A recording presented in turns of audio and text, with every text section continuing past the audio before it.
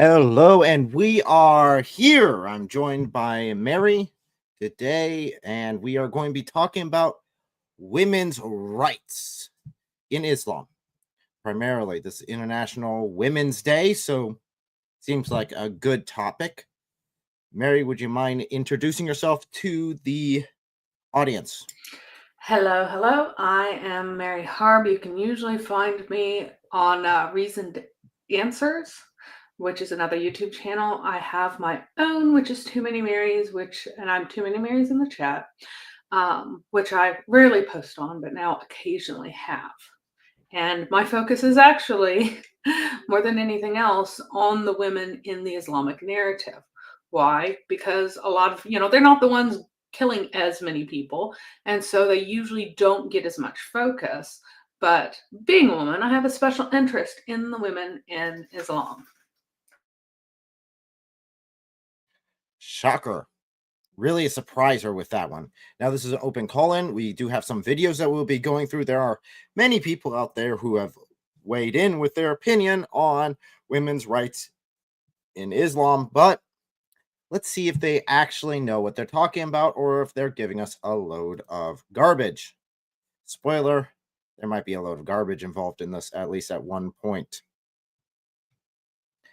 Now, if you're not familiar with me, I am Eric. I'm here as a Christian apologist here on YouTube. I focus primarily on Islam and Christianity, doing deep studies into it and diving in and allowing what we're doing today, which is an open call-in. So if you guys want to join, give your opinions, this stream is open for you guys to join. Until then, we will be going through these videos and seeing what Muslim apologists have to say. So, are you ready? Mary, have you prepared yourself for the truth? Prepared myself for the truth of the beauty of Islam. Or, well, we'll find out. We'll find out if these arguments are as amazing as possible or leave something to be desired. So as we dive into this, if you guys like this, please hit the like button and share this with someone. It really does help out, and hit that subscribe button. Let's go ahead and dive on in to our first individual here. Mary, are you familiar with her at all? It is my misfortune to say yes. I'm quite familiar with her. She pretends that she's not a Muslim, but she's been to Mecca. She's done her tawaf around the pagan shrine. She has gone to molest the pagan black stone. But she doesn't wear a hijab in utter. I mean, what would Umar do to her? Just looking at her, what would Umar do to her? Not. She'd be fair game. Yeah, I mean, either you're a slave, in which case you run around with your boobies out and your hair down so that Muslim men, when they get all their lust up, they're going to go and jump on the slaves and rape them. Or if you are a slave, Umar beats you if you cover up your hair and face like a Muslima.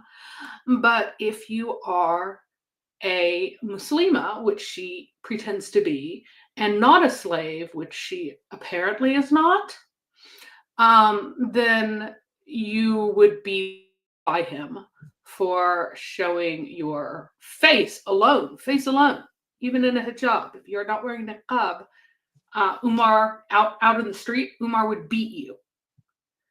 And so she's going to be here telling about the beauties of Islam for women while dressed in a way that would get her taken away by the Sharia police in Iran and beaten to death. Has happened recently. So you're saying the hijab is not women's choosing that out of their free will and just a love for the head covering?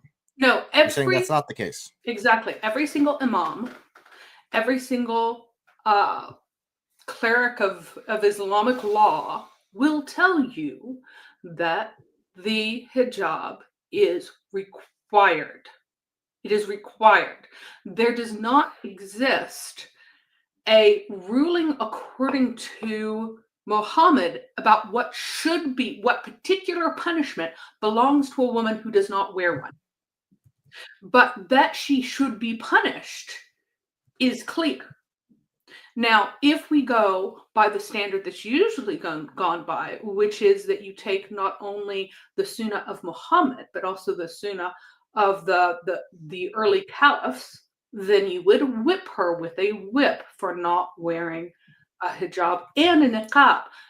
Iran, they don't make all women wear niqabs, but even that is more lax than in Muhammad's day. Well, she's already screwed up. So Lily J has already screwed up on this so far. Well, let's see what she has to say about does Islam oppress women from her video here. Hey ChatGPT, I have a question. Does Islam oppress women? Can you answer me in 20 seconds, please? No, Islam does not oppress women. The Quran introduced groundbreaking changes by granting women rights like inheritance, property ownership, and education. Revolutionary for that time. It brought justice in marriage through mutual consent, fairness. Let's go back to the three things that she said. Was it introduced inheritance, property ownership, and education. Firstly, who was Khadija? Wouldn't that be Muhammad's first wife? And did he marry her before Islam? Yeah, she was a Christian, supposedly some sort of Christian woman. And if memory serves, she was a merchant, right? Yeah, she was totally a pagan. Company. She named her kids after pagan gods. People keep saying that, she's a Christian because she had some monotheistic cousins, but she named her kids after pagan gods, including her first son with Muhammad. He was named after a pagan god. She was a pagan with some like Christian influences around her. But yeah, she was a pagan living in pagan Mecca, and she was the richest woman of all of Mecca with a huge inheritance from her dead husbands. So she had inherited from her dead husbands because she married Muhammad while her father was still alive. So she had not yet inherited from her father. And guess what? She also inherited from her father when he died as well. Not everything because she had siblings, but she did inherit from her father as well. So she had property inheritance. She had property ownership. So what did Islam introduce then? Nothing. Well, you see, the problem is, I guess she was just, Lily J just needed to go talk to her and let her know that she wasn't supposed to own anything until after Islam came. And now education. So we have a hadith from Muhammad saying that women should not be taught to read and write. Now, his wives did find out how to read and write. They did learn. But we do have a hadith saying that women should not even be taught to read and write. There are lists of reasons why women should be permitted to leave the house, or can be permitted, not should be, can be permitted to leave the house by their husbands. And one of them includes going to study Quran, but that is studying the oral recitation, memorizing it. None of it says that they should be allowed to leave the house to learn to read and write. There is no ruling like that. And in fact, we have someone, Ibn Masud is one of our examples, where when the rule of all the women having to be covered up came down, his wife said, "Why will you not buy me something so that I can leave the house?" And he said, "No, I'm going to keep you prisoner here forever. You will never leave the house." What he said is, "The house is covering enough for you." Translation, she could never leave the house again until she died. She was a prisoner. Oh, so such a beacon of feminism, as we can see. All right. Keeping women locked up in their house. We did have comment from Alexander here about Mo's wife had more rights before Islam than the women had after Islam. Oh, absolutely. Absolutely. Yes. And taking on and off. Yes, Lily J has been taking on and off the hijab all this time because she's a deceiver. And modern Muslims, they won't follow the rules if you can trick people. Like it's so valuable that you lie to people and trick them that she's been taking on and off her hijab for years. So it's that, and again, talking with a lot of ex-Muslims, them talking about their experiences in Islam, a lot of times, if you can skirt the rules or get by with a bare minimum, take it. So if it's justified that you deceive people, which we know that Islam allows lying, it allows deceit, she's completely fine taking it off, looking normal and saying, look at me, I am a free Muslim woman and I can do all these things. So let's see what else she has here on her list. And education. Revolutionary for that time. It brought justice in marriage through mutual consent, fairness, and the right. So the woman has full equal rights with the man in marriage? A woman can be compelled. Okay, so a prepubescent child can be compelled to marry a man who falls under a suitable category by her father. She has no right to give any sort of yes/no consent. Prepubescent child can be forcefully married off against her will to a rapist. Sorry, I'm messing up your double stream here. Nope, single stream today. Oh, it's a stream today. It's Sorry. only on YouTube. Good. Okay. On YouTube. So I can use You're good. the hard R word here to her abuser and be abused and have nothing to say about it, as long as it's her father doing it. And in fact, it says this: silence of a woman is her consent. And if a woman arranges her own marriage, then she is a prostitute, according to Muhammad. Any woman who arranges her own marriage is a prostitute. So it's not by mutual choice at all. It's not by the consent of the woman a huge percentage of the time. And even if you do have a technical ability to say no, there are ample pictures. And remember, she can't arrange her own marriage because she's a whore if she chooses who she marries.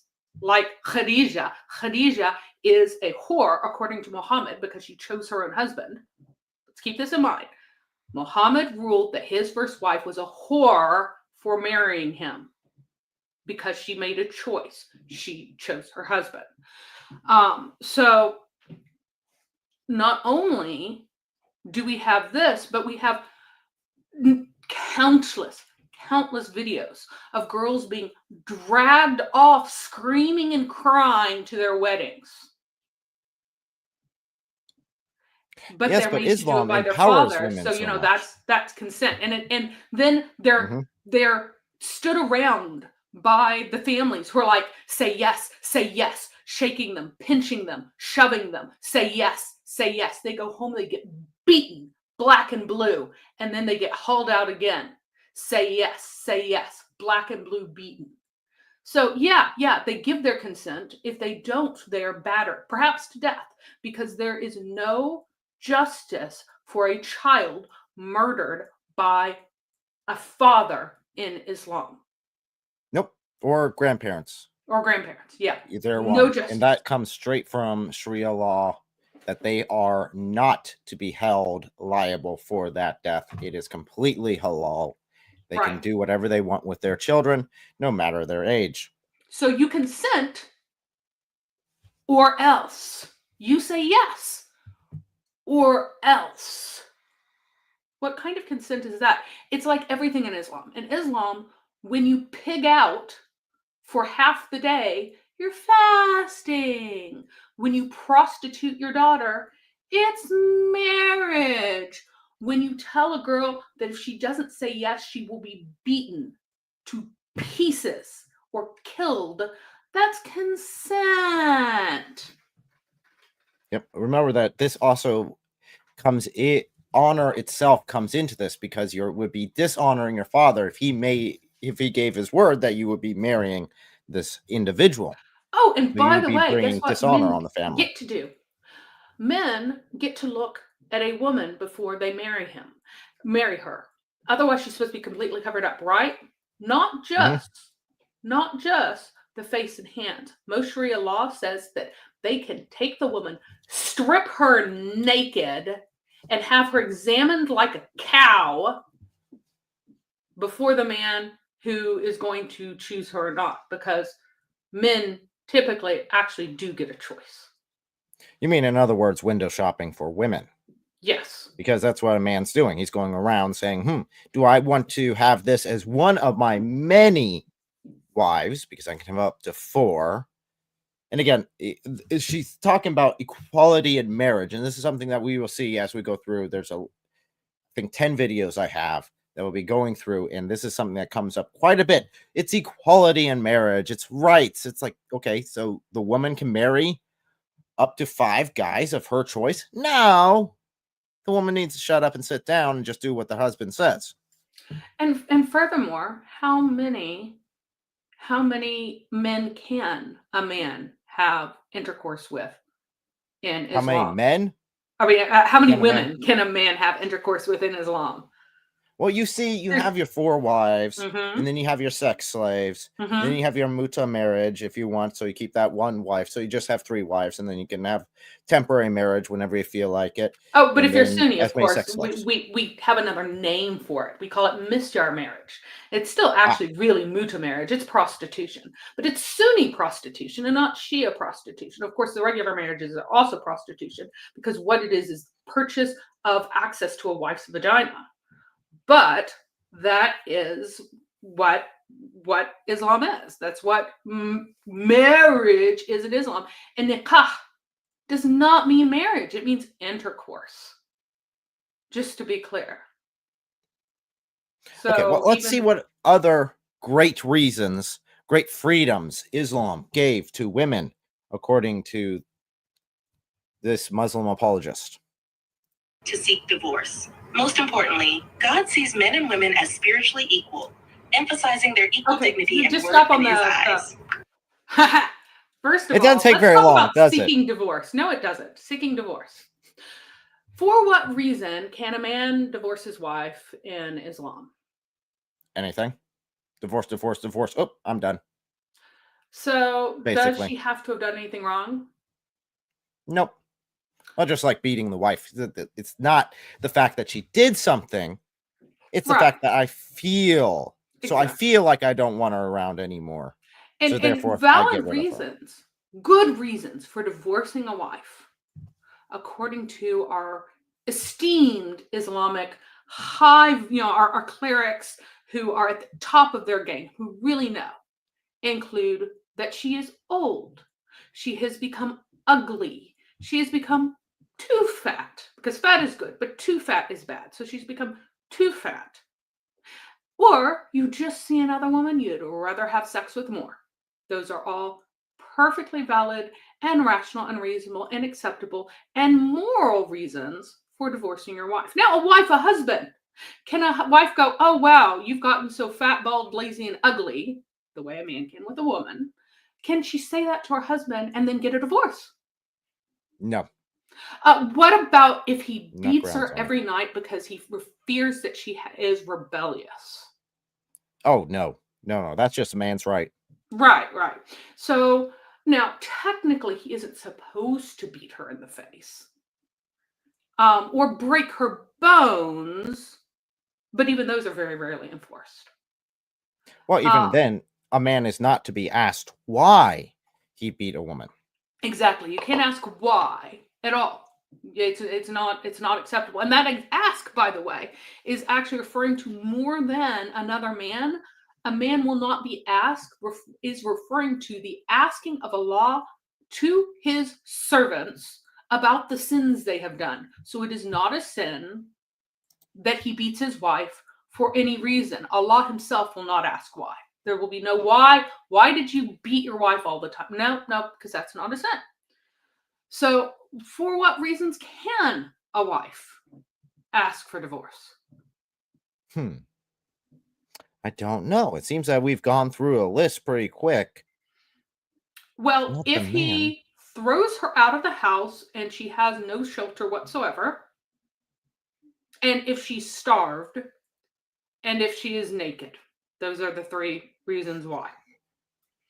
Also, if he refuses to have sex with her, but he can just say that he does. Like, he can just say she's lying, I do. But if he refuses to have sex with her, the 1/11th of the days. So 1 out of 11 days, if you don't get sex from your husband and he is in the country and he is nearby and he's available, then it is possible for you to complain to a judge about it. But the judge very likely will tell you to shut up. Now, if these things happen and you want a divorce, what happens to the purchase price for your vagina?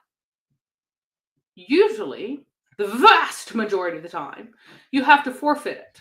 And women are not supposed to work on their own. They're not supposed to work outside the house. They're not supposed to make any income.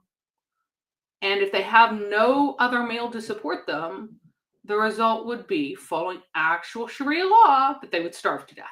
So you can leave your husband, but he will take back the husband who has been beating and starving you and making and stripping you naked and making you sleep in a room that has a hole in the roof and you get rained on. But now you can do nothing but die because you're not even supposed to be out in the streets. That's not decent. So you have to like go out into the woods somewhere and die because that's your alternative. So we do have a quick question here. Does the father have any rights? So this would be after the marriage. Does the father have any rights? Like, if you shove her, I can get her back or something. Starve. No, Or starve. no. Well, I mean, what you can do is you can go to the judge with your daughter and like, but your daughter is the one who has to file, and the husband or the father can complain, but he's generally ignored. No. So no, you don't get automatic default. So Joe allowed Biden, back. I am not a pastrix. I am not a woman preacher in church. You are a pagan. There's literally nothing in the world that I cannot teach you with full authority because I have authority over you because you are a pagan. But the context of this is strictly in the church if you would read it.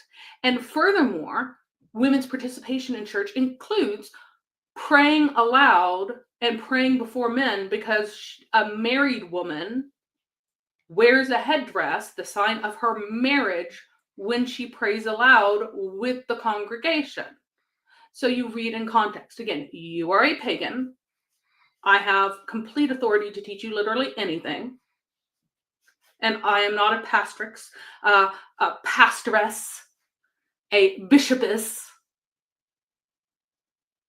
I am not in any way out of the norm for historic Christian women from the 1st century through Muhammad's day and long past.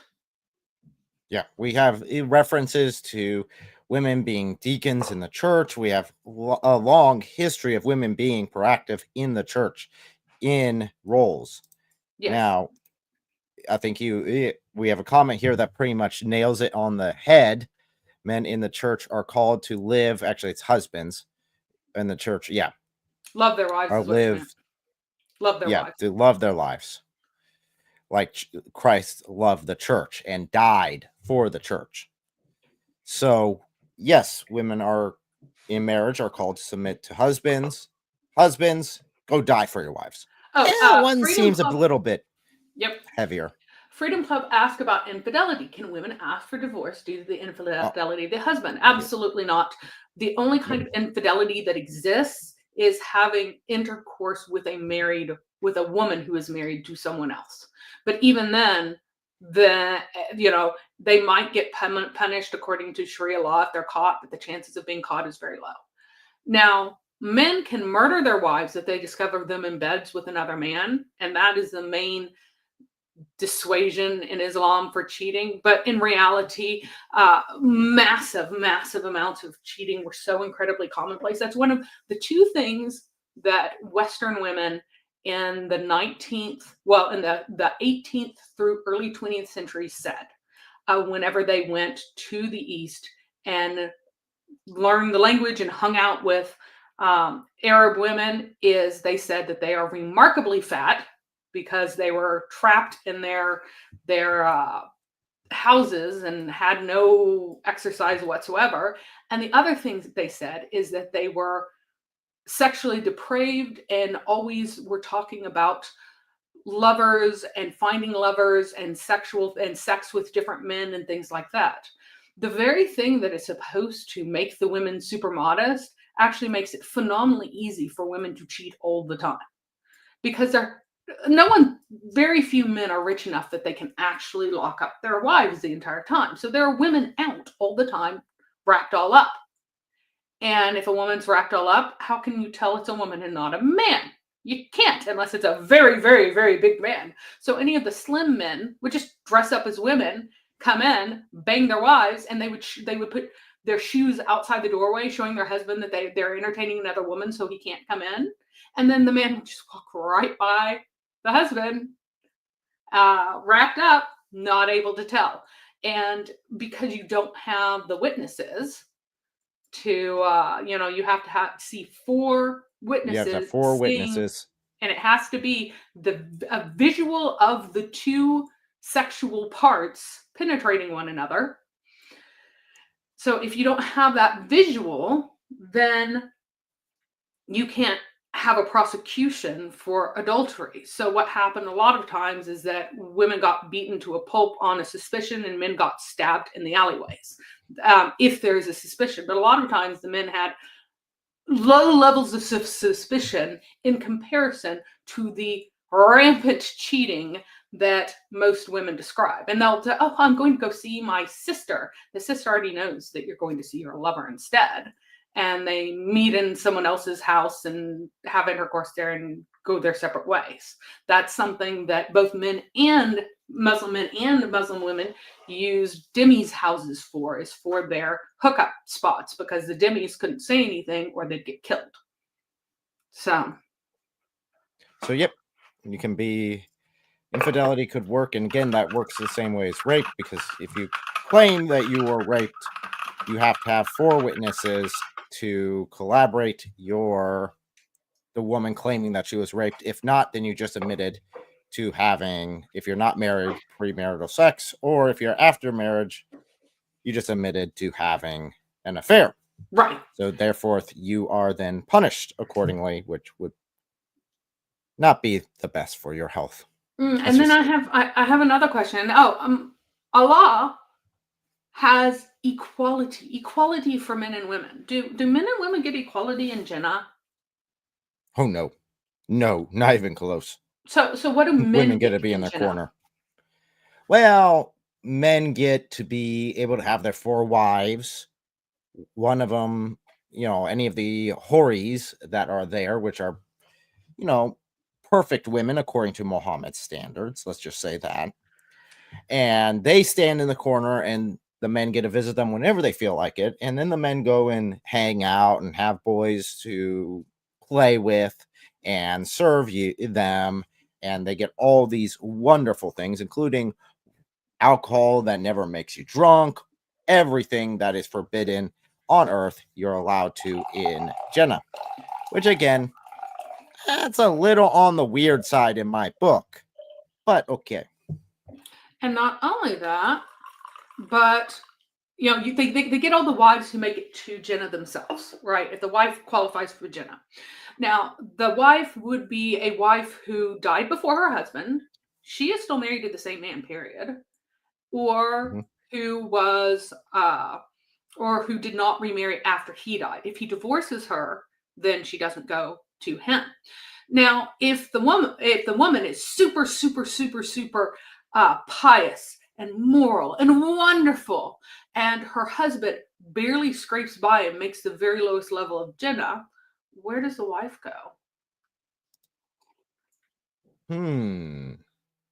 Where would the wife go? I mean, shouldn't she get rewards according to her own merit? Nah.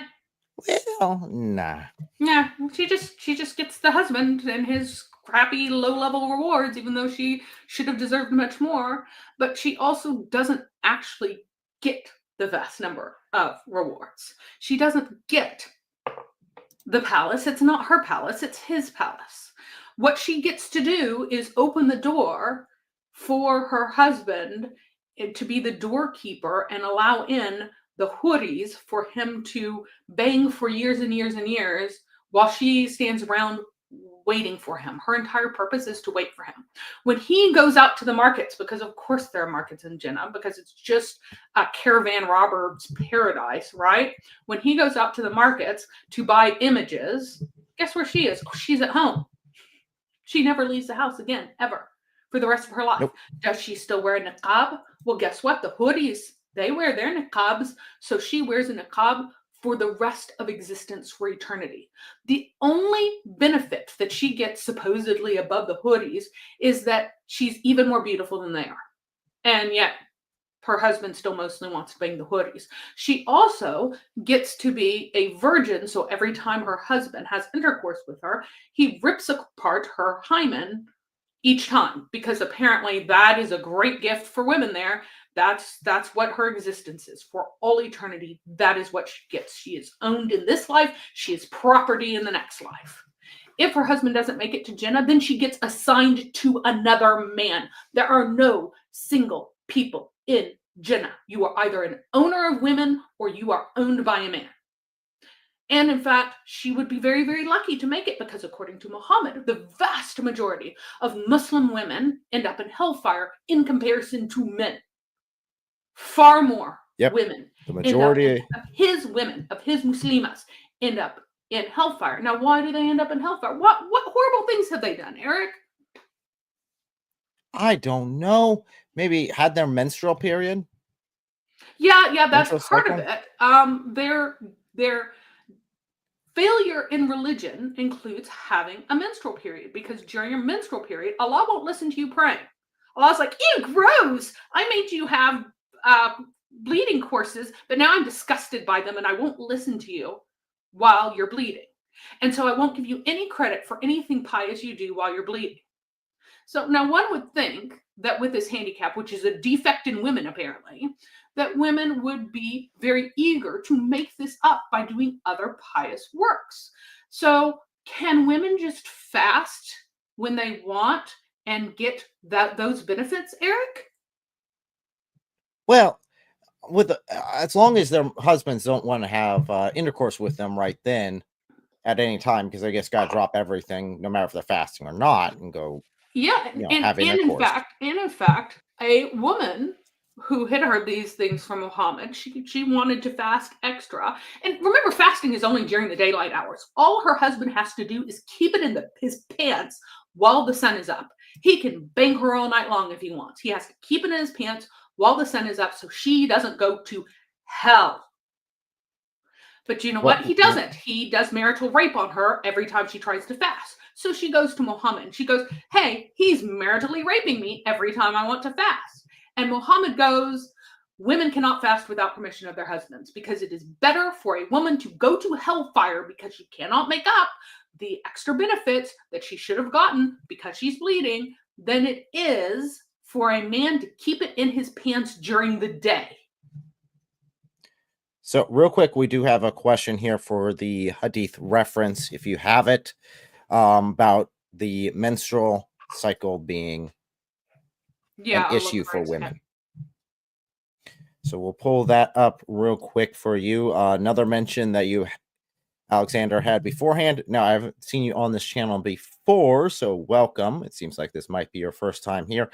Yes, Islamic heaven sucks. In fact, I did a live stream quite a few weeks ago, earlier this year, on such said topic of why Jannah is not appealing at all. And I had ex-Muslims come on there and give a very interesting perspective that I did not think was a thing. So I guess the only other reward for women in heaven is it's not hell, which seems to be actually the stance for a lot of the Muslim men, because the Muslim men were just happy not to go to hell. Not that they were looking forward to heaven. They just wanted to get out of going to hell. So are you ready with that reference? Oh, I have one to begin with, and this is also untrue, by the way. It is, in fact, untrue that bleeding is not considered a punishment of women. According to Al-Tabari, whenever Eve picked the fruit from the tree. It caused the tree to bleed because this is a bloody tree. And in retaliation, Allah made her bleed. So that's untrue, that it's not a punishment. Menstruation is a punishment on women. And Are you able to zoom up at all on it? hang on. You cannot recite Quran while you are unclean. You are ritually impure. You cannot do anything that requires ritual purity. So she must stop certain forms of worship.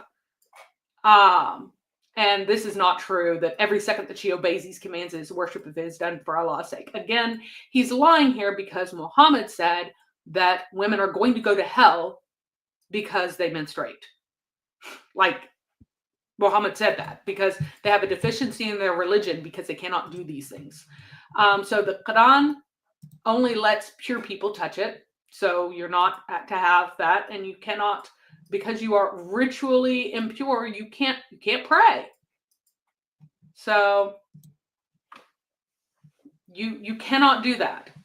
And let me find the hadith that says that women are going to hellfire because they bleed. Was that the majority? Would that be, let's see, Sahih al-Bukhari 23? I mean, 29, I think it is. Yeah, it's 29. Which would be... Not sure. If you just look up hellfire, women, religion, you should pull it up. So right here is the one I had for that. Here we go. Yep. You can neither pray nor fast during your menses. Do you have that? Oh, no. Pull that one up. I got it here. Okay. Here is the one that says they cannot pray, and this is a deficiency of their religion. There we go. So, women, you'd better give alms because you'll go to hell if you don't. Why are the majority of dwellers of hellfire, why do more women than men go to hell than women? He says, because you curse frequently, you're ungrateful to your husbands, and I have not seen anyone more deficient in intelligence and religion than you. So what is deficient in our intelligence and religion? He says, here's why you're deficient in intelligence. Is not the evidence of two women equal to the witness of one man? They reply the affirmative. Who made that ruling? That would be Allah, the sock puppet of Muhammad. Yes, that indeed is Allah, Muhammad's sock puppet. It is, in fact, him and no one else. So Allah has made women deficient in intelligence by his ruling. Isn't it true that a woman can neither pray nor fast during her menses? They said, yes, this is deficiency in her religion. So the fact that you cannot pray or fast will send you to hell, according to Muhammad. You do not get credit as if you were praying and fasting when you are not praying and fasting. And additionally, if women try to make up their fast so they get the same credit that men do, and her husband happens to want a little quickie at noon, then she is in defiance. It is more important that he get his bang during daylight hours than that she burns in hellfire forever. Now, the Quran tells us who Allah prefers, men or women, explicitly. Does Allah prefer men or does Allah prefer women? By all accounts, it seems that Allah prefers men. Well, it says that Allah prefers men. Allah has preferred men over women because men spend out of their wealth for women. Because according to Islam, whenever you marry, you do not become one. You do not become, the husband's property does not become the wife's property. You do not have common, you do not have the goods held in common the way you do according to the Bible, according to Christianity, according to the real God, that when a man marries a woman, they become one, they start a new household, and they are united. This is not the case in Islam. Why? Because he can have an infinite number of wives, and obviously all the wives can't have claim over the property in the same way. So the wife is confined to the house, so she can't work. And then Allah loves the man because he's out there killing people, getting booty, and earning money that the wife is prohibited from doing. And then he spends from his money. It's his money, not their money, and feeds her and clothes her in return for what is between her legs. Absolutely. Now, Alexander, exactly. Allah, I made you deficient. Ha! Now you cannot get into heaven because you are deficient. Yeah, that would be the logic we're working with. Yep. Yep. And Phil has the quote from Al-Tabari that I was talking about. After she drinks or she eats the fruit in Islam, guess who is cursed? There are 3 individuals involved in the sin: the serpent, the man, and the woman. Do you think would it be the woman who is cursed? Yes, it would be the woman who is cursed. Is the man ever cursed in any of these versions? No. Whereupon Allah said, now it is my obligation. He has an obligation. It's an obligation upon him to make her bleed once every month. And by the way, the Quran also speaks of Allah as having obligations put upon him, and he does not have freedom to do things in several places. It is now my obligation to make her bleed every month as she made the tree bleed. I will also make her stupid, though I had created her intelligent, and must make her suffer in pregnancy and birth with difficulty, although I made it easy for her to be pregnant and give birth.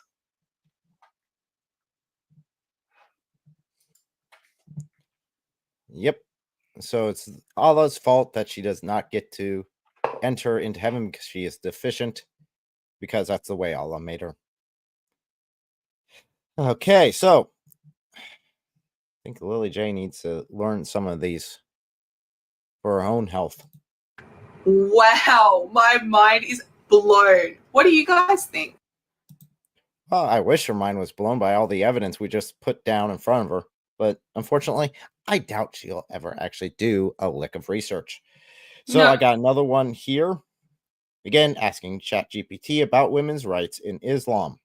And of course, Again, people are actually asking ChatGPT. They're pre-programming ChatGPT to give responses like a progressive Muslim, specifically. Not even standard Islamic responses, but to give these progressive, wishy-washy Islamic responses. And if you want to know how she could do such a thing like that, my wife has an imitation video of her on her channel that is pretty good. So if you want to check that out, it is El Iso Elohim. Her video shows you how basically you can make ChatGPT say whatever you want. It's not legitimate at all. And it's very clear by the videos that we've seen from her that she pre-programs everything. In fact, she's even got it saying her name. It's like, no, that's not default. 1 second, be right back. Okay. We will see what she has to say on this topic here. Hey, ChatGPT, I have a question. What does the Quran say about women's rights? Please answer me in 20 seconds. The Quran grants women rights such as owning property, inheritance. That's not the same one. All right. It's the same one. Sorry. Yeah, that's the same one. Same one. Well, good, because I wasn't here. I just got back. I was asking my family to please not sing at the top of their lungs. I wasn't hearing anything, so Oh, good. I've been singing very quietly. It was on top of picking their up lungs. enough for me to hear it in my monitor, so I wasn't sure whether or not it was going all the way up to you. Okay, let's go ahead and hit the next one here. Did you know that Islam was the first to give women the right to ask for a divorce 1400 years ago? Meanwhile, in the USA, women were stuck in abusive marriages until the laws changed only 100 years ago. How does that work? The next one. Would you pause that? Pause. Okay, so here's a nice one. Oh, Let's how talk dare. about Justinian the Great and Justinian's Code. Does Justinian's Code give women the right to divorce? Yes. The reasons that it gives for a woman to be allowed to ask to, and again, men can't just send their wives away in Christianity, they also had to go to the law and get an approved divorce. The reasons that men could ask for a divorce, or women could ask for a divorce, included that their husband was carrying on sexually with others. And it said, most especially if it were prostitutes, because that's especially demeaning to a woman. So you can't say that, oh, well, it's a prostitute, it doesn't matter, he doesn't really love her. No. If he physically abused her, if he abuses her verbally, verbal abuse is a reason for a divorce. Neglect in terms of keeping money from her, because again, women could work, but they often did not. And if the husband were preventing her from having maintenance and sexual neglect and all these other things, those are all reasons. And in fact, deriding her to his friends was a reason for divorce. So if a man went around saying nasty things about his wife, even not to her face, but he was a habitual person who said horrible things about his wife, she could ask for a divorce because he was demeaning her and humiliating her and abusing her in that way. So this is the Code of Justinian. And the Code of Justinian was in 500. And this is a Christian code, 529 to 565. And no man is supposed to hit his wife. That's a reason for divorce. No man is to abandon his wife. No man is to do all these things. So that's, nearly 100 years before the death of Muhammad. We have this Code of Justinian. It's based on older law, just to be clear. So we've had this. You see, the real reason, the real issue that she has, and she's very clear on this video, is 1400 years ago, Islam gave some rights to women to be able to do divorce, very limited, definitely when you compare it to men, which we've already done. But it took America so long to give those same rights to women, except that America hasn't been around nearly that long. So, yeah, that's not, again, America is not the example of Christian ideology. It's not the example of this is how Christianity should be. It's a Christian-founded nation, yes, but it hasn't always done perfectly. And the first divorce in colonial America was in 1638. She divorced on the account of her husband's bigamy. He tried to marry someone else, and she divorced him. Wait, that wouldn't be allowed in Islam now, would it? No, goodness, no. Bigamy? No, you can have 4 wives. And unlimited sex slaves. Yep. And temporary wives if you have that empty slot. Yeah. So that was her and adultery argument was grounds for a woman to demand divorce and from her husband. And he having intercourse with anyone was considered adultery. So yes, not 100 years ago, not 200 years ago, 400 years ago, in the colonies you find this, and it's based on English common law. So again, Luther also believed that adultery was cause for divorce, etc., etc., etc. Divorce was uncommon. So was adultery. So was premarital sex, was quite uncommon. The bastardy rate in the West is fairly well recorded because of parish records.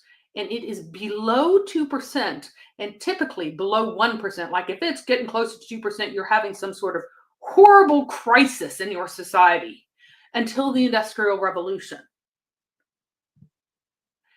Genetic studies show that misattributed paternity, which of course is rampant in the Islamic world, was historically around 1%-ish.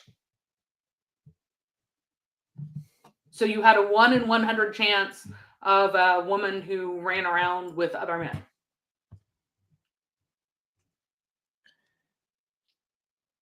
Yep, but for some reason they still try to show Islam as this ideal and the West as this backwards thing, where we are seeing again and again. Not the case. Not the case at all. So let's go ahead and go on to the next little clip that we have here. Now, this is not, we're moving on to another channel and handing this to them.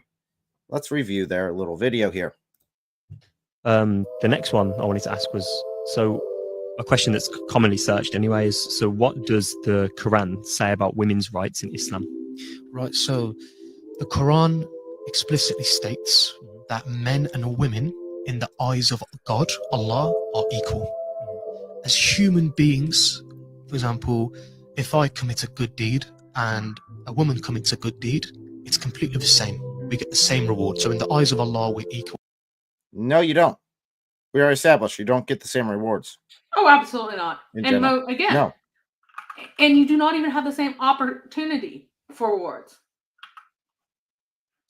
So Joe Biden is like, oh, I want to see a specific verse that says that if you beat your wife to a bloody pulp, she can ask for divorce. Here's the thing. I know that Muslims are mentally deficient, but Christians are not. We have verses that say what the obligations of a husband is for a wife and a wife for a husband. And we can understand that if you are violating those obligations in an outrageous way, that you have caused the breakup of your marriage. Because again, we are not like Muslims. We don't have a cousin marriage. Our IQs are not depressed because of that. We can use our brains. Yes, we're given moral guidance, not a book how to live like a Mid-Eastern caravan robber from the 6th century. That's what we have in the Bible. These are the morals that are universal. So let's see if there's anything else, because he's trying to claim that women are equal in the eyes, but we've already shown in the Hadith. Yeah, we've already shown that they don't get aren't. any of the same rewards. Not at all. Not at all. Oh. If you are assigned to a husband and you have greater rewards, you eat what comes to his little palace in tent. Which, by the way, guess what the floor is made out of, Eric? What is the floor made out of? Of your beautiful palace with pearl walls. That wouldn't happen to be just dirt. It is dirt. It's super special dirt. The dirt is musk, but it's still dirt. You have dirt floors in Jannah because Muhammad could not conceive of anything other than dirt floors. So you have super fancy, the banks, the mud banks of the rivers when they pop out from underground, they're musk, and your dirt floors, they are also musk. You have super fancy dirt floors because, again, he is a backwards caravan robber who can't even imagine as a luxury living like nice people lived in the in the Iron Age. He's so far behind. Yes, Phil is right. Says, I've got floor tiles. Yep. I mean, seriously, right now, every house in the West is better built, has better amenities than the houses you're supposed to get in Jannah. And that's just what we can do on fancy Earth. canopy bed to have intercourse with your wives on for years and years and years at a time. You can still have a fancy canopy bed nowadays too. Well, yeah. So yes, that's also true. there's nothing that you're getting promised in that other than just the Pearl walls. I don't know why it's the not pearl huge walls. size. I don't know either. I mean, that would just get dirty with a dirt floor, pearl walls. Yeah, that's lasting like a day. Okay, let's see if he's got any other arguments, or this was his best argument. But we are different. Different characteristics, different hormones, different mindsets, different physicalities. We're different to women, men and women. But in terms of women's rights, women are the exact same as men. Whatever rights I have, a woman also has as well. Is he saying that women could marry 4 guys? Can women leave the house? when they want to? Unsupervised. Can women fast when they want to? Can women give alms from the family budget? Because remember, Muhammad was like, give alms, give alms. Guess what? Women cannot control their own money. So the only way they can give alms is to ask permission from their husbands, and then their husbands get as much credit as they do. So the husbands, does the wife get credit for the alms the husband gives? No. No. There's in nothing are Muslim women equal to Muslim men in rights. In nothing. No way, shape, or form. Again, these sort of dawah-ists only get away with this because, and again, these videos come because I just searched is women's rights in Islam on YouTube, and these are the videos that pulled up as the top search results. And this guy's just blatantly lying. No, it's not true in any way, shape, or form. As we've already shown, there's so many hadith, there's so many sources, and guess what? He has yet to give a single source. Guess what? None of the people so far have given a single actual source saying, here's where it tells you that women and men are equal right here. No, because they can't. They can't do that. For example, a woman can buy and sell properties. A woman can get involved in business transactions. A woman can advise people, consult people. A woman... Can women conduct her own business in Islam? No, she has to have a mahram. No. He must manage everything for her. Yes, the mahr is officially in the name of the woman. But the entire time she's married to her husband, he controls it. She has no access to it. If he dies, then it comes in her name. And then her next mahram, he manages it in her name. In the thing where it says test the orphans to see if they're intelligent and then don't give inheritance to idiots, women are included as idiots, or idiots in the people who are incapable and crazy people. Women are in that category, children and women. That's like saying that a child can conduct business. A child can do this. A child can do that. A woman can do nothing in her own name.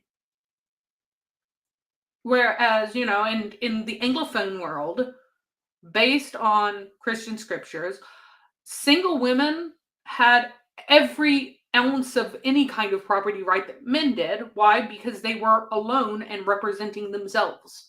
Whether they were divorced, unmarried, or widowed, they had full rights over every bit of their property. And additionally, in marriage, if a woman was wealthy enough that she had a reason to do business transactions, because most people in history were poor and didn't do business transactions of that sort at all. But if she was wealthy enough but also worked, which again is another category, that overlap is very small, she would register as what's called a femme sole, which is a married woman who is doing business as if she were a single woman.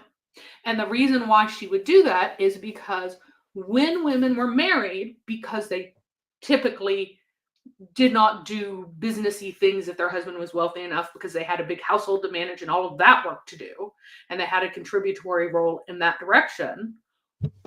But if they had a separate business that was not their husband's business, that had its own transactions and its own business affairs, what they would do is register as a woman doing business solo, and that would mean that no longer was that would mean that her husband was not the one who was liable directly for the debts of the family, and that she could be individually sued if she doesn't pay, and she would go to jail if she didn't do that, so she could go into contracts that could possibly end up with her defaulting and going to jail.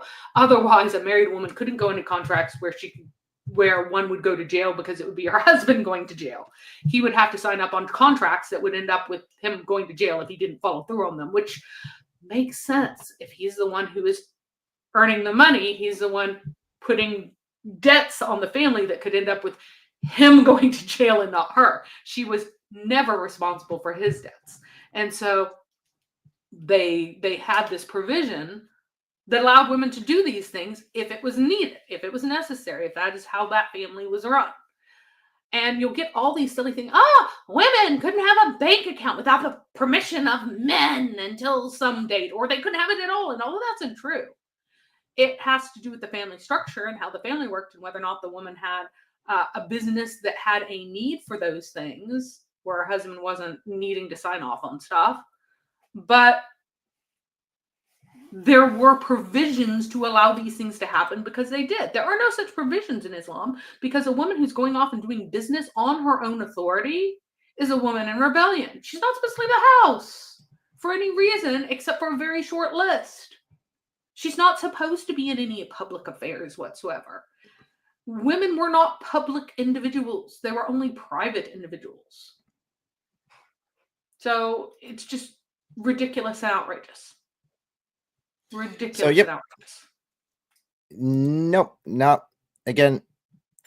Oh yeah, and Phil notes that I'm thinking of the Proverbs 31 woman, the capable wife, and this wife was the wife of a rich man. Let me be clear here. This is a wealthy man talking about the ideal wife for a wealthy. Actually, it's someone's mother talking about the ideal wife for a wealthy man, a rich person with rich provisions. Because she starts out, she has maidservants, and what are they? They run a factory producing cloth for commercial sale. That's what her maidservants do. She has maids who are wiping the rears of her children. and she's caring for them, nursing them, all that sort of stuff. But they also have dedicated nurses, very clearly from the wealth of this woman. And she is running a factory that sells so much material at such a good price because she's good at bargaining. She also runs the household side of things, and the household would include all the male servants who worked in the fields that the husband manages. So the cost side of things was entirely in her purview.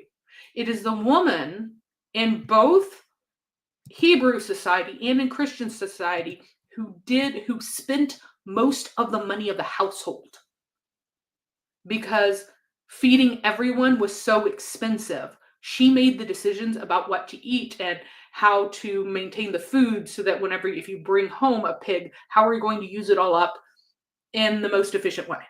And she is so good at both the production side, commercially selling things in a business, and being savvy about the acquisition side and her trades with tradesmen who take things to other places. She makes so much money that she speculates in real estate, buys a property without consulting her husband. Why? Because he trusts her implicitly. He's like, oh yeah, this is your money, go do it. And I know you're going to do well for the family. And she buys a field. She is a flipper. She improves it, turns it into a vineyard, and then sells it at a profit now that it is an improved vineyard instead of the wasteland that it was before. And she works so much and makes so much money that her husband is partly retired and can hang out at the gate with the other elders, making decisions and being a wise man instead of having to oversee people directly, because she makes so much money. This is not normative for women. This is a boss babe type of woman, but it's not the norm, and it's not even the ideal for most situations. It's just having a wife like this, if you happen to be a rich guy, is really fabulous because she makes you even richer. That's what it is. Yep. So again, that's already in the Old Testament long before Islam ever came around. They're talking about this, a lot more freedoms than what Islam gives women, already established. So let's go ahead and pull up the next one here. Let me get rid of that one. There we go. I think it's about the end of this one. Every single opportunity to live the life they want to live. No, they don't. Because again, they're locked at home and they don't get to leave unless the man approves them leaving, and they have to be supervised on it. Yeah, can she travel? Can a woman Hijab. travel without a man? When we see Islamic women in hijabs, we see Islamic. There we go. Okay. What were we going to say? I said, can women travel without a guardian? No. No. No, they can't. Whereas if you look at Christian women like Egeria, she was a wealthy, I forgot where she's from, but our earliest pilgrimage account to the Holy Land was written by a woman in the 300s. Oh my goodness, women before Islam never got educated. Yeah, right. Anyway, Nope. She was a woman who was, as far as we can tell, she seems to be unmarried.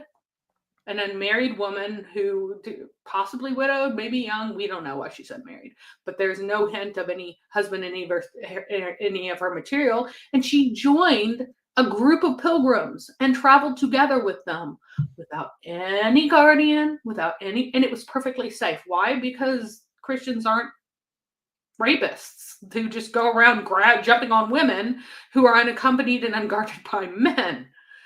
She was safe in a pilgrimage caravan as a single woman. That was a safe place for her. They had guards to protect them from bandits and everything else, and they went to various places. And she traveled from her homeland across the Mediterranean, and then visited the Holy Land, and joined different groups of pilgrims at different times, going to different shrines and going to different places over approximately 2 years. That is the earliest pilgrim account that we have, is from the single woman. Yeah, something that would definitely not be allowed in Islam. Nope. But yet Islam's claiming, again, we've seen videos. Now this one is one of the more interesting ones, because I don't think this guy is a Muslim. He's anti-prophet is his channel's name. But he's got his own perspective here that we will be listening to. But as far as women having equal rights and being able to live their life the way they want to, not at all. In fact, we talked about that quite extensively. Not a thing. Not a thing. Unless the husband approves everything you do, you cannot do it. When we see Islamic women in hijabs, we in the West generally view this as oppressive behavior towards women. However, if you take a deeper look into why hijabs and body coverings were introduced in the first place, you realize they were probably a pretty good idea. Back in the day, women were used as currency. If one of your sons killed the son of one of your neighbors could demand that you send over your sister so that they could have their way with her and create a new life, with a life that was taken. It was driven by lust, and it fucked women over in Europe and Africa for centuries. But the Arabs saw this and were like, wait, what are they talking about? Pause that. Out of the equation. That is not a thing. That is not a thing. Yeah, that never happened. I know. It's like he's got no clue what he's talking about. What he would do if he could see a woman all the time. Oh, I just demand to have sex with my neighbor's daughters. That's what I want. We know why it was brought in. It was brought in because our buddy Umar was mad because the women were banging people whenever they went out at night. Men were banging women when the women went out to poop, because remember, Muhammad was still scared of the latrine demons at this time and wouldn't let his people use latrines like everybody else in Medina. So they were still doing what they did in Mecca, which is women were only allowed to poop at night, got to hold it all day, go out, poop at night.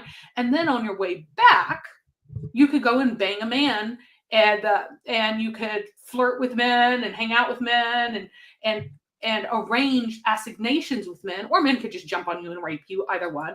There's hardly a difference in Islam. There's hardly a difference in pagan Arabia.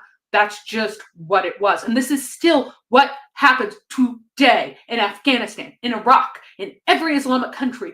You talk to people who were soldiers in these places and ask them what they saw through their night vision goggles at night. And they will say that it was men having sex with animals and boys under every bush, that they constantly saw people going out at night to have sex. The women are now locked in because Muhammad's no longer afraid of demons from the latrine demons. But back then, they were going out having sex with women and boys and animals. All of those things. So, oh, yeah.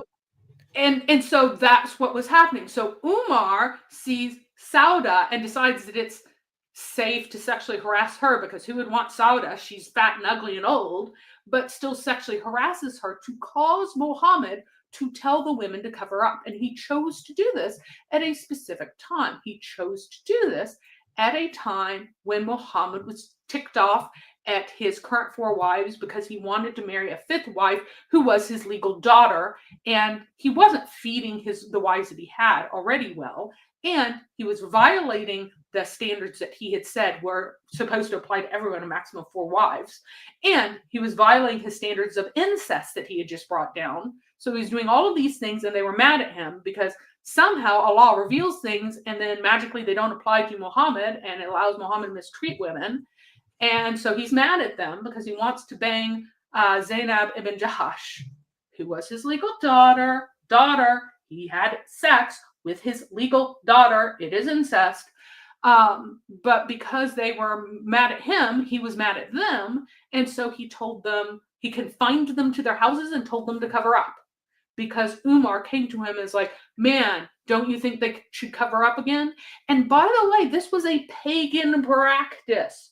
Well-known pagan practice, because we have Tertullian remarking that the pagan Arabs in the 3rd century, the 200s, out in the boonies, their women would cover up their entire bodies except for like an eyeball to see where they were going. Now, the women among the Bedouins did that because Muslims, proto-Muslims, pagans, Muslims are still pagans and they still have the pagan culture, but these pagans who were not Muslims would do lots and lots of slave raiding. And if women were completely covered whenever they were out, a man couldn't tell whether or not it was a super haughty young girl or a fat, ugly old woman. And so they were protected somewhat by anonymity from slave raiding. This was an Arab practice. This was not something that happened in Africa. This was not some North Africa. This was not something that happened in Europe. This was not something that happened anywhere except for among the Arabs. That's why the Arab Bedouin women were the only ones to cover up to protect themselves from the rapey Arab Bedouin men. And when they became Muslims, they were still rapey. At first, Muhammad actually allowed them to stop covering up. That was a change that he allowed because guess what? The Jewish women didn't cover up. They were urban, so they didn't have to fear the slave raiders in the same way. And so they didn't cover up in the same way. And so the Muslim women were going around wearing the same sorts of clothes that the Jewish women were wearing when they were in Medina because he was pretending to be like the same, we worship the same God, we're doing the same things. So they were allowed to go outside their houses without permission. They were allowed to do all these things. And Umar says that the women here in Medina have the upper hand over the men. So rabbinical Jewish treatment of women was so superior to that of the pagan Arabs that Umar said that women have the upper hand. But then he said, we should have the upper hand again. So Muhammad rolled things back so that they were like the pagan Arabs again and had pagan Arab rules so that he could oppress them just like the pagans. So he was a return to paganism, return to pagan behavior. It was completely pagan. So no, what this guy is claiming here, again, this guy, man, 1.2 million subscribers. This seems to be a pretty popular, well, actually not very popular considering his amount of subscribers, but hey, he's making some claims here that obviously show he's got no clue what he's talking about at all. So let's rewind a little bit here because he just shotgunned it with a bunch of garbage. Back in the day, women were used as currency. If one of your sons killed the son of one of your neighbor could demand that you send over your sister so that they could. Not a law anywhere that I know of. Not a thing. Done a lot of history. A lot of historical studies. Nowhere in Europe. Nowhere in the East, to my understanding. Maybe somewhere. I literally cannot imagine that ever actually being a thing. I really can't. But yet that's a claim. Could have their way with her and create a new life, or the life that was taken. It was driven by lust, and it fucked women over in Europe and Africa for centuries. But the Arabs saw this and were like, yeah, that, and they decided to take lust out of the equation entirely as a way to protect women from becoming a currency. And they did that by introducing the hijab. Now, is it the year 1134 anymore? And do we need to be worried about women being traded around like dollar bills? Largely no, which makes the hijab oppressive. However, it's important to understand why ideas you find cringe were instituted in the first place, because you understand why people are arguing for them in the first place, and by understanding, you're better able to offer an alternative that actually liberates women instead of just calling Muslims crazy, which won't do anything except drive the divide between our worlds even further.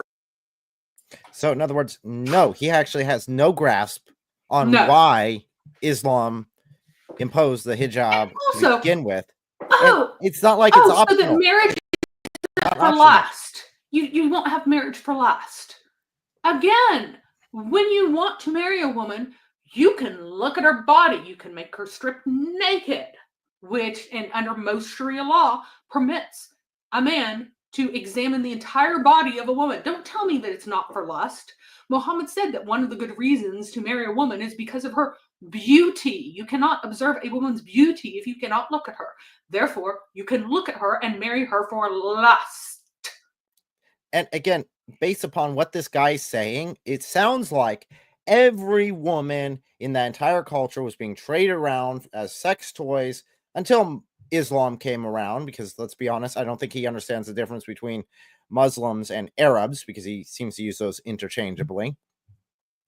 But he says, okay, they saw what was going on. They said, okay, women, you got to dress head to toe, or it's a death sentence if you don't. But that wasn't for every woman. That was just for the Muslim women. For the free Muslim The women. slaves, yeah, the free women. The slaves, no. You have to have bare chests. You have to be available for men to look at whenever they feel like it, no matter when the time is. Yeah, he's got no grasp on reality. And dude, if you're going to have that, try to make an impact like that. No, and again, this guy is not a Muslim apologist to my understanding, but he's doing the work, and he's obviously regurgitating things he's been told without doing a second of research, because it's very clear he has no clue what he's talking about at all. Correct. Absolutely not a little bit of a clue, not even a tiny bit.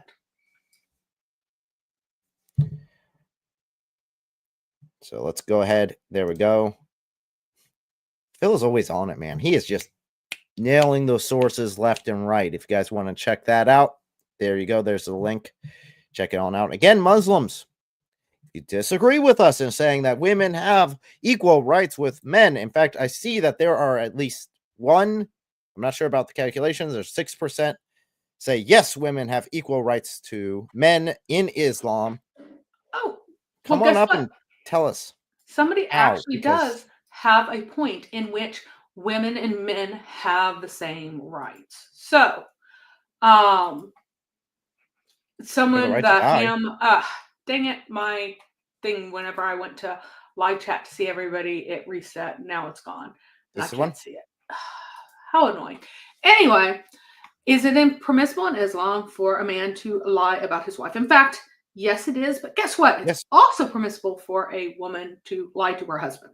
So you can lie to each other freely. That is one thing in which, if you would say something that might upset your husband, you are free to lie to him, and in order to not upset him. So that is actually something in which women have the same rights as men for once in Islam. And Ali Dawah's even said, who is a very popular Muslim apologist, Dawah says, if you want a second wife, don't even tell your first wife. Yeah, Just you go don't get have a second to. wife. Absolutely, You don't have to talk There's to no your reason first to tell her. wife. No. You can just, have all 4 wives and just never tell any of them about each other. That's so, just absolute equality there. Let's go ahead and hit the next. But women Well- can't go out and marry another man. But if they're banging the whole neighborhood, they're under no obligation to not lie to their husbands about it, because it's something that would upset them. So lying to your spouse Absolutely. is something that women actually do have equal rights as men in. Congratulations, we have found something. Deception, lying, and misleading are the great equalizers in Islam. I mean, well, I mean, they do follow the greatest of all deceivers, so there is that, I guess.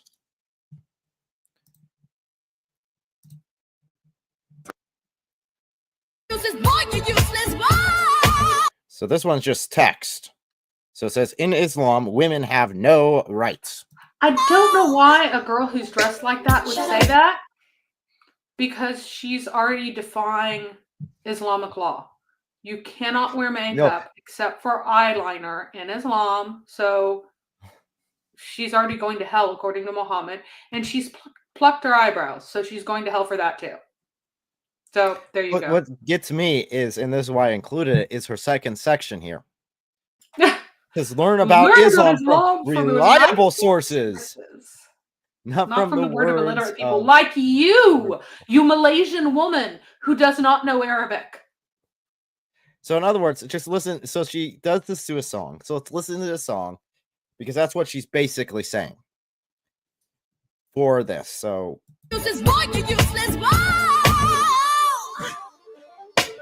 shut up, just shut up, shut up, shut up, just shut up, shut up. So yeah, she should. Just shut up. Read the sources. Guess what? I have. Ed, it does not help your case. It is bad. It is a really bad case. Once you actually look at again, somebody else says, has no one told her that music is haram? And yeah, she knows nothing. Yes. She knows nothing. And again, this comes down to all the people that we've seen so far that have stated this, and these are the most viewed shorts and the most popular ones that, if you just, again, do a generic search on YouTube, these sort of things pull up. Where are their sources? She's saying, learn from the reliable sources. Okay, where are they? Why don't you have them on here? I mean, obviously you're not even saying anything. You have music going, again, haram, but you just have text on the screen. You could pop up like an overwhelming number of references that support your position. You have nothing. But yet we have to bring the sources. We show you the sources, and we're called liars for it. We're called deceivers for it. We're called people who fabricate it. We're the writers of the Hadith. I've been told that I've written Sahih al-Bukhari by many individuals.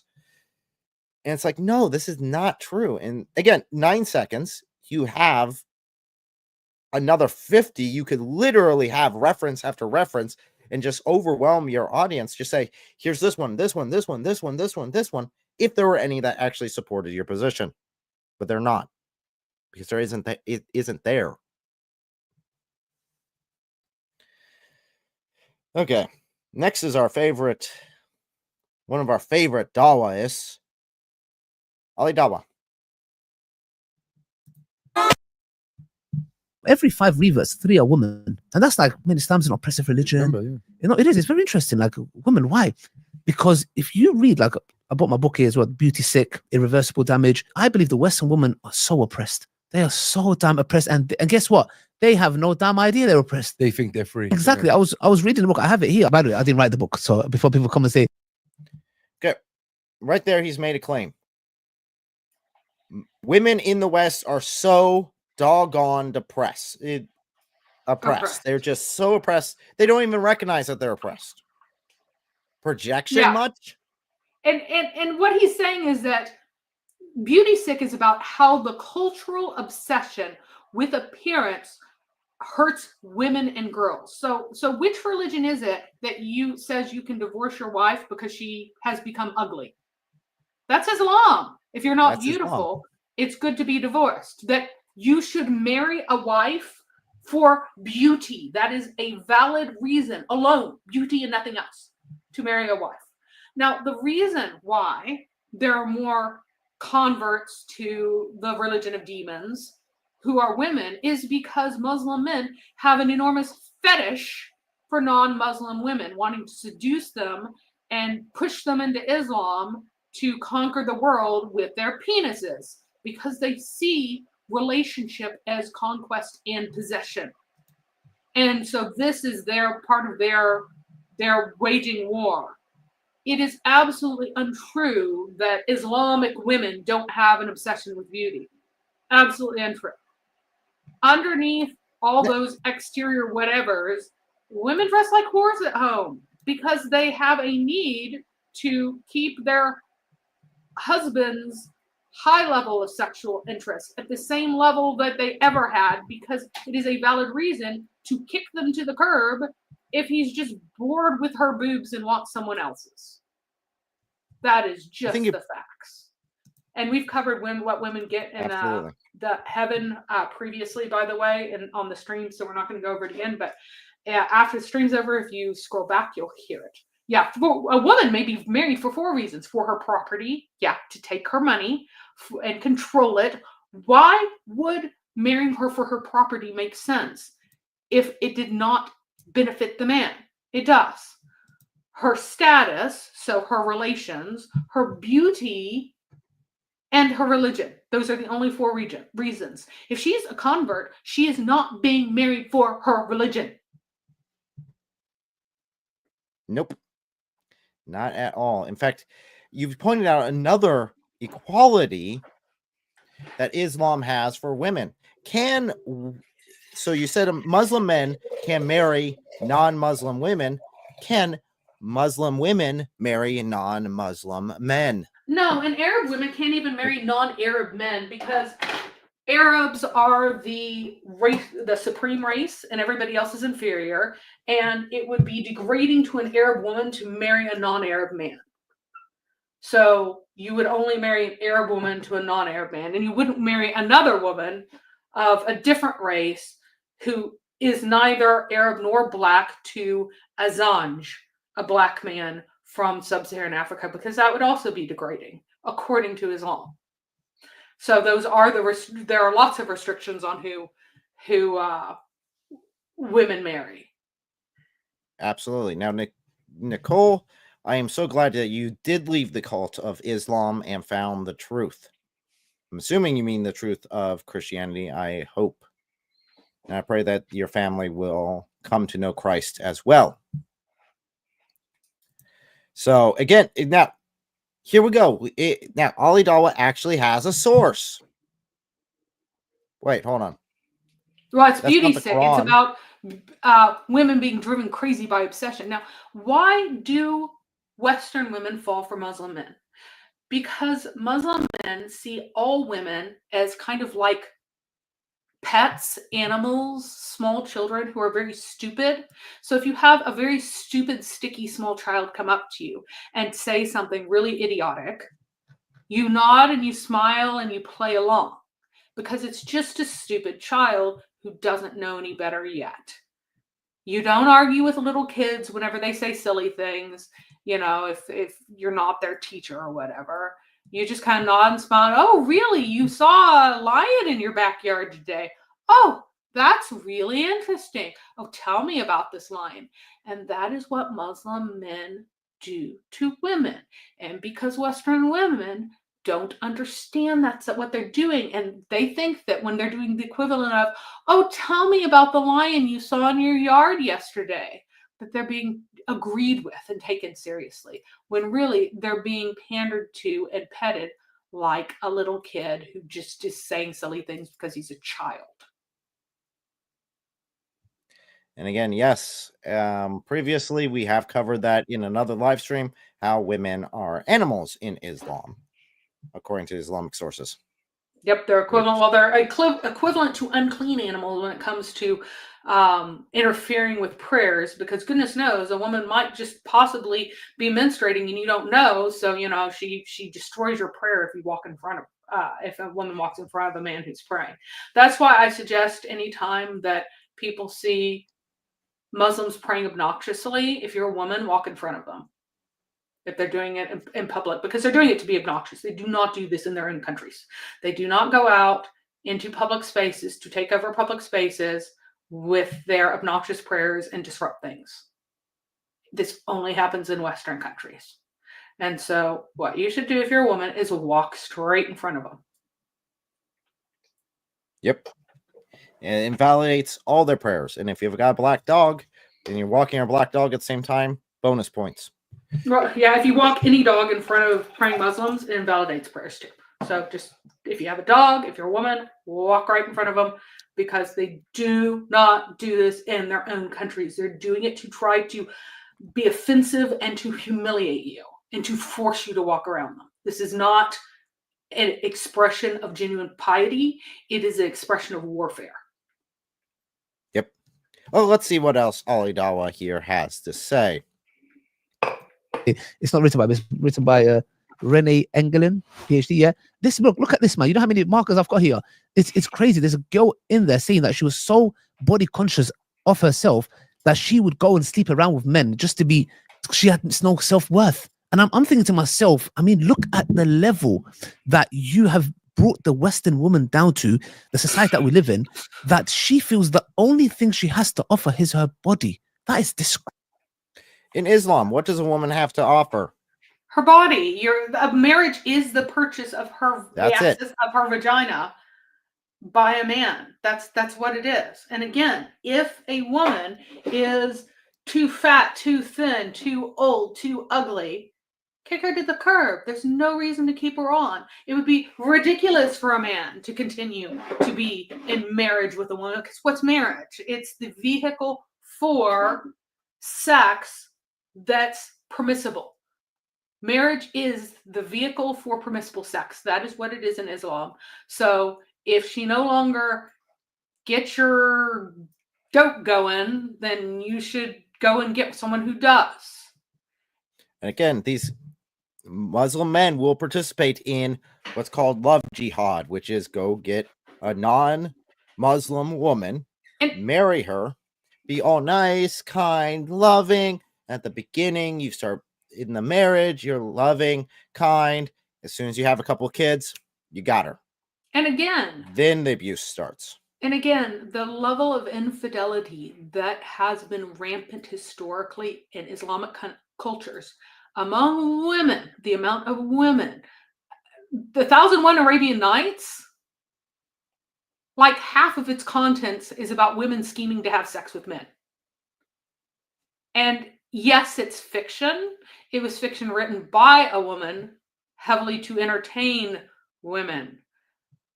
That part of it's real, according to all Western women who went to these places and were shocked that, oh, look, they wrap up when they go out, but oh my goodness, when they get home, they have nothing in their heads. They're uneducated. They have no experience with the world. They have no public anything, nothing to talk about except for relationships, which are primarily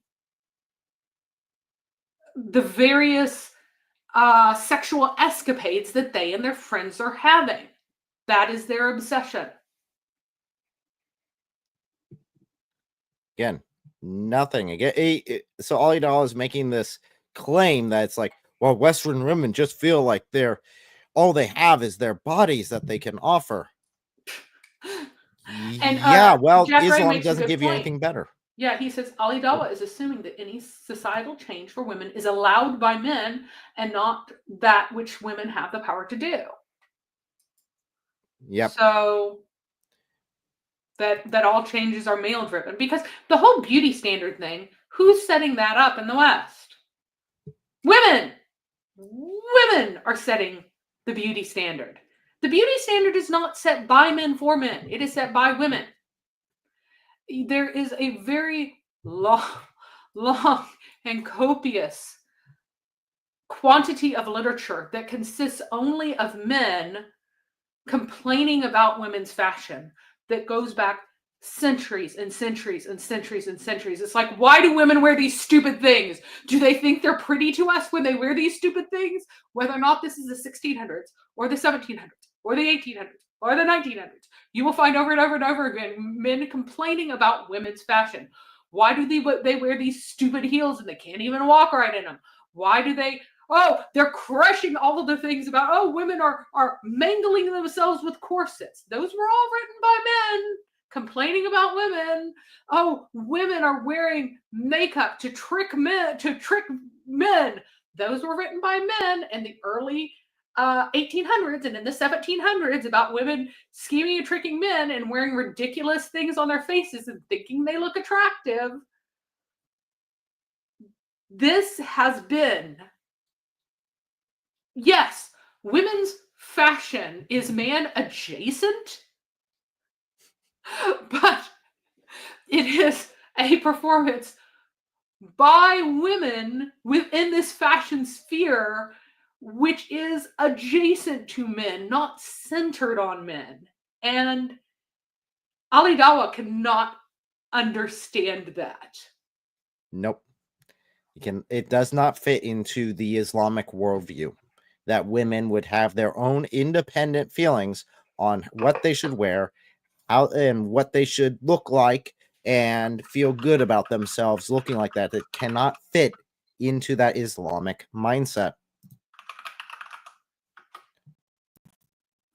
Graceful. To me, that is shocking. That's why I speak about this day in, day out. And I recommend everybody to buy this book, especially females. And by the way, it's not just the Western women. Muslim women are affected by this. Yeah. I see a lot of hijabi girls with eyelashes that are so, if they blink fast enough, they're going to start flying. Yeah. So like, not to cause offense to anybody, but I'm just being real. Sorry. Well, if just going back to that, if he just undid his entire argument, right? His entire argument is West is bad because they make women feel this way. You need Islam. Oh yeah, and Islamic women feel this way too. Wait, you just undid your entire argument.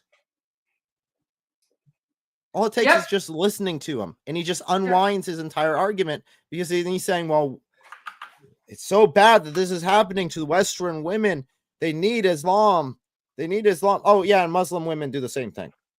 Wait. Just in your brain. Doesn't that mean it's universal? Just saying.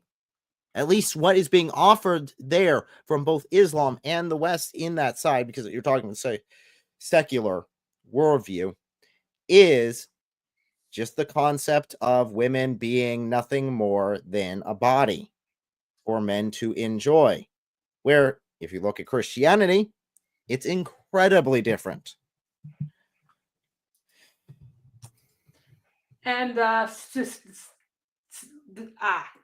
satirical series called the Progress of the Toilet is one well-known one, but there were a ton that showed women getting dressed and look, they look totally different. They're like completely foreign creatures when they're all dressed up, and other ones making fun of making fun of the actual fashions and making fun of the changes that women undergo. Like, that's like a mainstay of Western fashion commentary. But no, it's all about men somehow to him.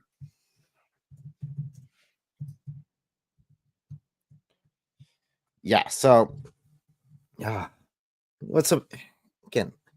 That was only a minute clip, okay? You can't even keep your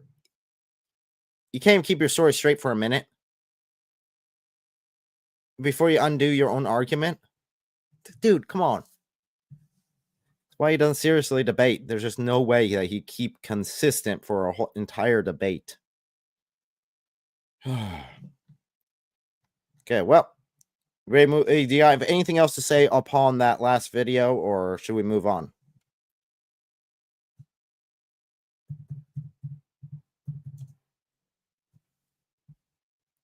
We still there? Okay, we will go ahead and move right along. Yep. Thank you. Oh my God, Zarina, thank you. Our respect. Yeah. Okay, thank you. No, shall I tell you what it is? When you shake someone's hand, as a man, no, you know what it is? It's not germs. For us, we're saying that, you know what, we give respect to you by not touching you. If I want to touch you in any way, then I need to commit to you. And that's through marriage. So in other words, he can only touch you and shake your hand if you're married. Is that true? Is that the real reason why? Well, you can touch anyone whom you cannot bang.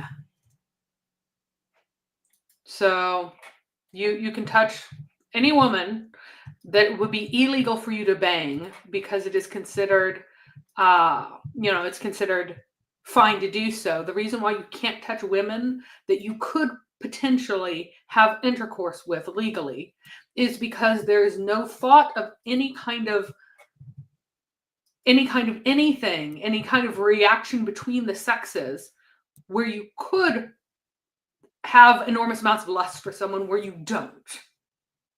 That's basically In other words, he's claiming that this is respect. It's respect. And I've seen this over and No, over again, definitely it's in the not UK, respect. where It's because they Muslims are. cannot imagine touching Yep. a woman without perving over her. That's it. That's it. Oh, and I found I was looking for men making fun of women's fashion before. Here we go. Let me share a screen.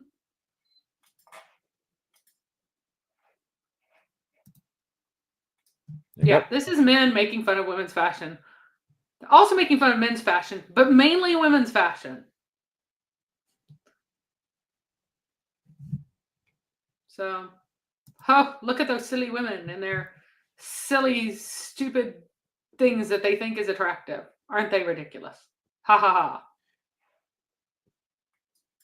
So just let the audience know I started a new poll asking, are Western women less free than Muslim women? We have one who said yes. And again, I would like to invite that one Free who to said do yes what? to come up here and give us your best argument on that topic. Well, I do have one thing. In Islam, you cannot use a DNA test to prove that your wife has slept around. So, and there are so many other things that you can't prove that your wife has slept around. So women are massively more enabled and free to commit adultery in Islam than in Western society. But, you know, There a you go. husband could divorce her anyway, but he'd have to give Yeah. her mahr if he hasn't indicated like some other reason why he wanted to divorce her. Or he could just steal it, which happens a lot of times. But he could possibly have to give her mahr. Again, it's not like he could accuse her of doing something, and then she would have to try to defend herself on that. But again, her testimony is half of that of his. So he automatically wins in a lot of courts, or in Sharia court. So, again, handshaking. Refusing to shake the hand of a woman is not a sign of respect. It is a sign that you have only one intention when it comes to women, and that is to bang every woman that walks around. And that's what it comes down to. You can't control yourself enough to say that I can shake a woman's hand without wanting to screw her in the back. That's it. That's what it comes down to.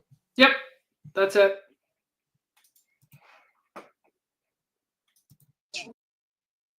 Let me tell you the rights that Islam has given to women. The right to inherit or own a property. The right to choose a partner. The right to keep her last name after marriage. That's the only new one so far, because again, we've already discussed you only get half of what a man gets.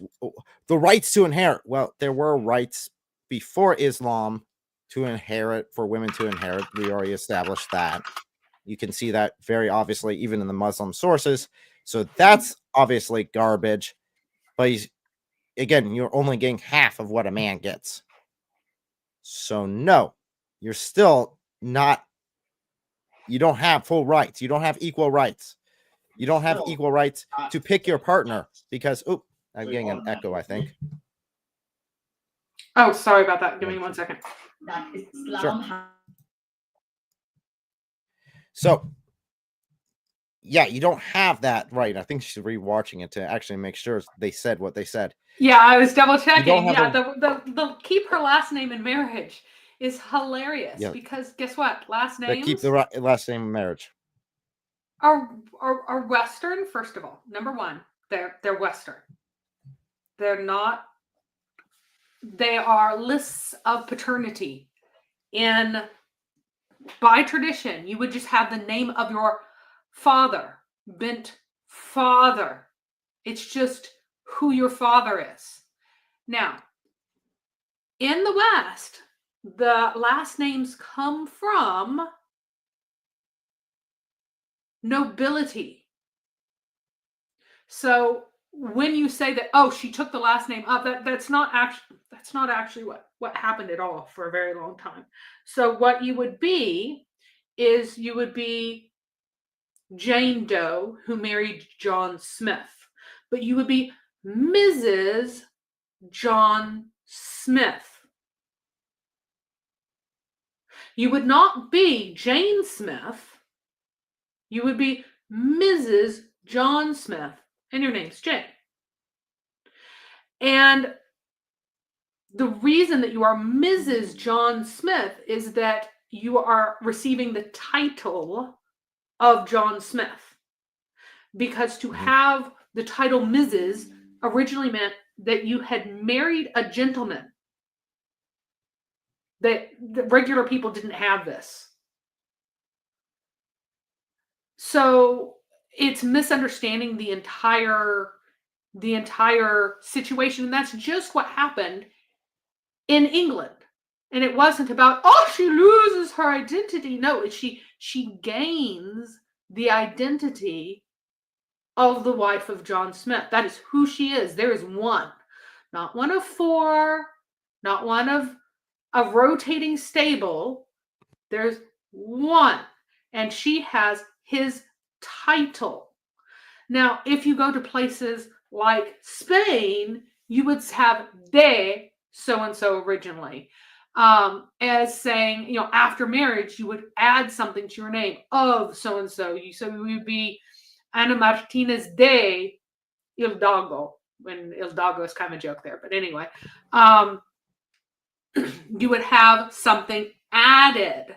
And then that became the two-name system later on that you find in Hispanic places still, where it became where the husband and the wife both took a double name. But it's not about the position of the woman in some sort of absolute sense. Women in places where women are treated the worst, very often deny the woman an identity in the new family. She's always kind of a foreigner, an outsider, and someone who's hanging in the periphery of the family. She doesn't really belong there. She's a broodmare, but she's not part of the family. So she has a different name. Now, again, in this case, this is entirely strictly about who your father is. So it's just a different system. But if you're talking about, for example, in China, Chinese women did not take the names of their husbands, and they were treated like absolute dirt. The only time you had any kind of authority is when you were the wife of the oldest surviving man in that particular lineage, and then you were a harridan who abused all the women under you. So it's just sheer and complete ridiculousness to go, oh, she has a right to keep her last name after marriage. Like, I know that you guys are conforming to Western norms by adopting such thing as last names, but this just says nothing about the status of a woman except that she is an outsider to the family forever. Okay. So, nope, that one's debunked. That was pretty quick and easy to do. Let's see what other claims they make in this video. Because after all, she's telling us what rights she got. Last name after marriage, the right to divorce, the right to work and earn money or to own a business, the right to study, and the right to vote. Women in many cultures. The right to vote. Islam gave the right to vote. The right to vote? What? There is no voting in Islam. That's not a thing. The men don't even have that. That's a big Western thing. That's not a Muslim thing at all. No voting. No. Bad. No. And again, I've spoken about education. Women are supposed to be allowed, or one reason to allow a woman out of the house is to memorize Quran. But there are specific ahadith that say that women are not to learn to read and write. Now, was this ignored by elites? Fairly often, yes. This was ignored. However, there are strictures against it. Yes, Hafsa could read.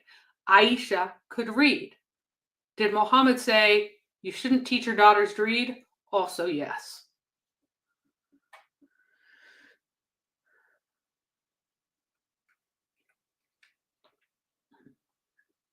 And it would be ridiculous to say, whoa, why are you saying Hispanic? Because the entire Hispanic sphere adopted a different naming convention that originated in Spain, but is not restricted to Spain. Now, quick question. Why would it be such an issue for women to have education? Why wouldn't they want all the women to be educated and could read the Quran and read the Hadith and have full education, not just recite it, but understand it? Why would that be an issue? Well, women are not empowered to do any kind of ruling about anything Islamic at all, period, paragraph, the end. They have no authority. So why should they have? What they should do is be instructed in their obligations in Islam. That's it. Yep, that's it. Well, that, and it's much easier controlling someone who cannot read or write or understand the truth. Now, she also made the claim that Muslim women can own businesses. No.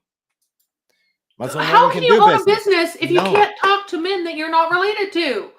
Women are not supposed to talk to men they are not related to unless they absolutely must, unless it is a requirement, like for their survival, because their men are so busy that they can't do the shopping for them. Because in most cultures, or in many places in traditional Islam, most people are not shut-ins like me, and I have acreage, so I do not mind staying at home. For me, that's lovely because I have acreage and I have an expansive house that I quite enjoy. But if I lived in the tiny little huts, one-room huts that a lot of these women lived in, they lived in a one-room hut with a small yard for cooking in. That was their entire existence. It was only slightly larger than a jail cell. And that was their existence for life. But, and even in just would be horrific, absolutely unspeakably horrific. And I do go out and can go out whenever I like to talk to friends and do other things. That's going out to meet with friends is not a reason in Islam to permit your woman to leave the house. To see her parents a certain number of times a month, then that is a permissible reason to go out. How can you run a business if you cannot leave your house? The only way you can do it is if you have slaves and you do everything intermediate through slaves and never actually talk to them directly yourself. That's the only way that you can do it and actually follow Islam. If you are so poor that you have no slaves and your husband works so much that he can't go to the market, then a woman is permitted to go out and go shopping for daily food and speak to men at the market who are selling things if it's absolutely required. But there are cases where, for example, there was a recent movie about Afghanistan where a girl dressed as a boy so that she could work, so that she could earn money so her family didn't starve because the women were so restricted that her mother could not do anything and feed herself. And we find that Muhammad's divorced wife was reduced to gathering dried camel dung and selling it for fire fuel. That was the business that they could do. Just not a thing. Wonderful. So empowering of women. So empowering. Let's see what else she has to say just here in a second, because she has a few more seconds left on this video. But so far, everything she has said is an utter lie. But yet she is selling this to Western people, to the West, as this is what Islam is. It's so empowering. No, it's not. and religions are still fighting for these rights, while Islam empowered women way before feminism was cool. So, see, people are still fighting for these rights that Islam has already given women. No. Again, we've already shown these basic rights that you claim Islam gives are wrong. It's not true. They're not actually there.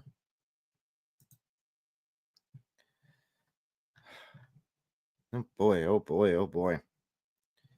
Let's go ahead and go on to the next lovely Muslim woman here to tell us about the rights they get in Islam.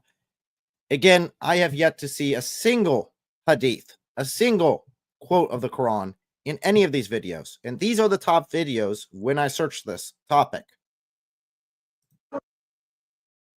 The Quran states men are the protectors and maintainers of women because Allah has given one more strength than the other, and because they support them from their means. In Islam, providing is a man's obligation towards his wife. Can you finish that? No, you didn't give the reference.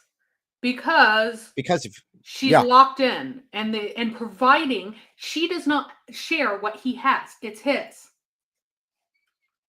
Right? It's his. Yep. It's his. It's not theirs.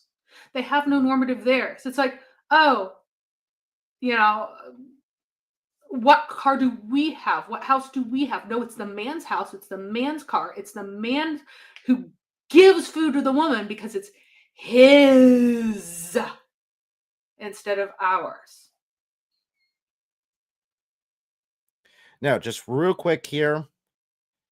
We have someone comment that's the lady that got Jai and Daughter of Christ banned. I don't know if it is or not. Yes, it is. Probably so. It is the silly cow that did that. Okay.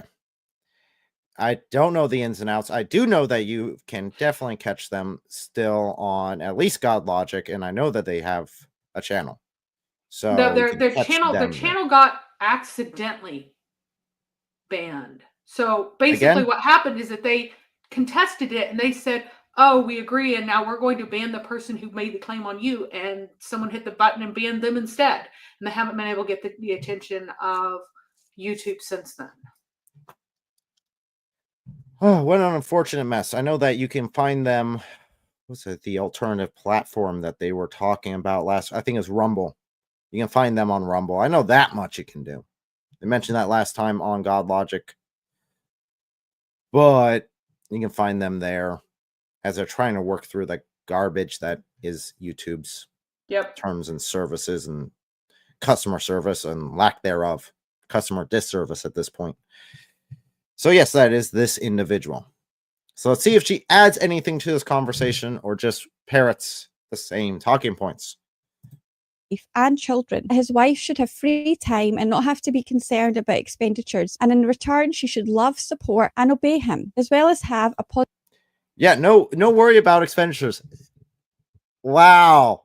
That's twist. That's putting a spin on it. Yeah. No worry about expenditures. And guess what? A slave doesn't have to worry about expenditures either. Right. They don't have to worry about having a house over a roof over their head or anything like that. They don't have to worry about that. Those concerns are gone. Doesn't slavery sound so good? Oh my gosh. Positive nature around the home. Again, this is in line with Sharia law. In Islam, the rights of the husband over his wife include obedience from her, making herself available to her husband intimately, her not allowing anyone in their home that the husband dislikes, her not going out of the house without her husband's permission. Whose home is it? Whose home is it? It is not their home. It is his home. It is his home. You stupid lying cow. It is his home. And again, now she is actually saying that you cannot let anyone in the house that he doesn't like because it is his house.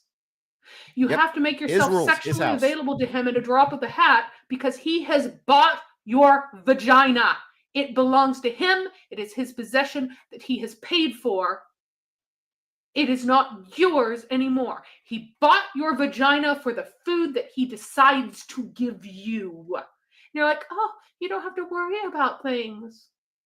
You just eat what you're told to eat, and you wear what you're given to wear, and you live in the house, in the room that he tells you to live in. And aren't you grateful he's taking care of you? Like you said, as you would a slave. That's it. I mean, there's no other real freedoms that she's talking about, and she's trying to put as good of a spin on as possible. Now, she is actually pointing out that she's not allowed to leave the house. She's not allowed to go out. Because he has bought her vagina. Her vagina cannot go out where he doesn't want her vagina to go because he owns it. It is his.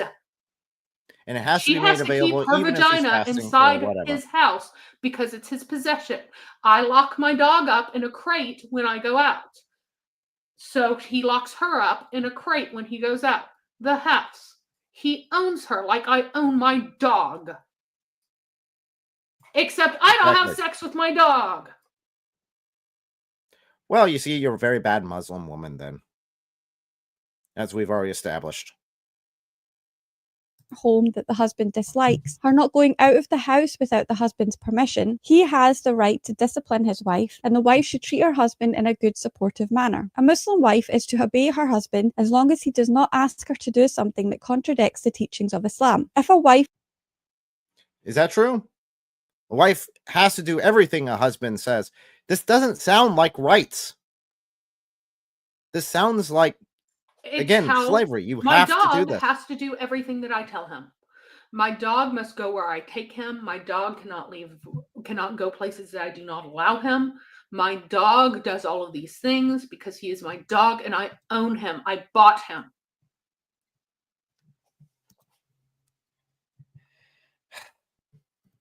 Again, she's trying to make this happy face on it, and it's very obvious. What she's saying, you know what, is in the Muslim sources. Yes, in the Muslim sources. Not good. Yeah. Not good. He owns her. Now, there is a book about how Islamic marriage or marriage in early Islamic law, and how it was seen as an extension of slavery. Marriage is a form of slavery. There's regular slavery, and then there's marriage, which is also slavery. It is a distinct form of slavery in Islam. He has bought her.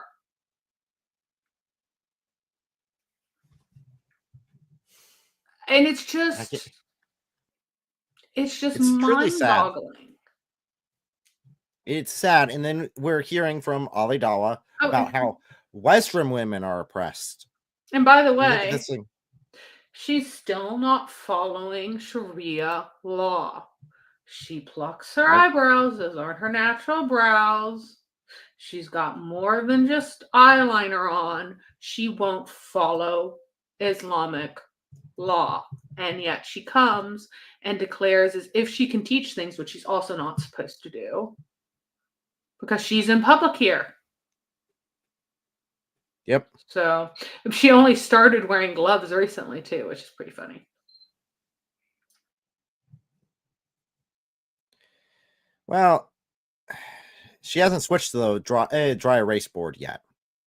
So she still has a way to go, according to Ali Dawah. Is obedient towards her husband regarding halal matters, the rest of the husband's rights will automatically be fulfilled. And that is the end of the list there. And I want to say one thing. Video as a suggestion. If she is obedient toward him in halal manners, which basically means she's his slave, okay? If she's his slave, then everything else is fine. Okay, great. Yep, absolutely fine. As long as you listen and obey, and he can discipline you. Again, if he just fears disobedience, he can beat the crap out of you, and you just take it because obviously you weren't doing something halal and following the rules because your husband decided to beat you. This is not freedom. This is slavery. This is imprisonment.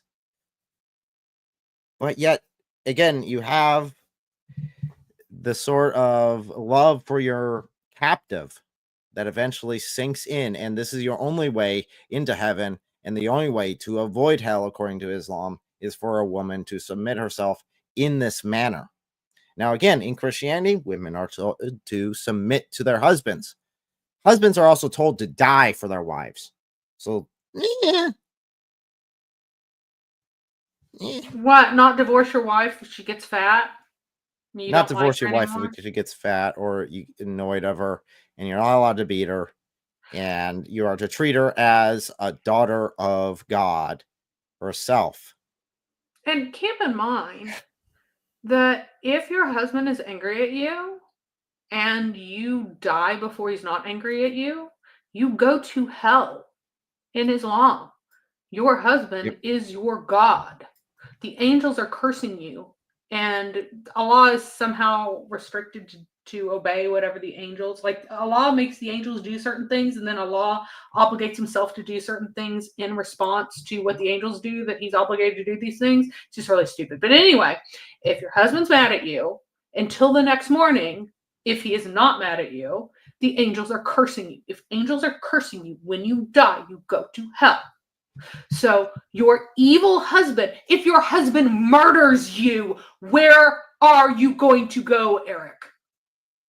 Straight to hell. Straight to hell. Because Every he's definitely single not happy with you. murdered woman in Islam goes to hell because he's murdering her because he's mad at her.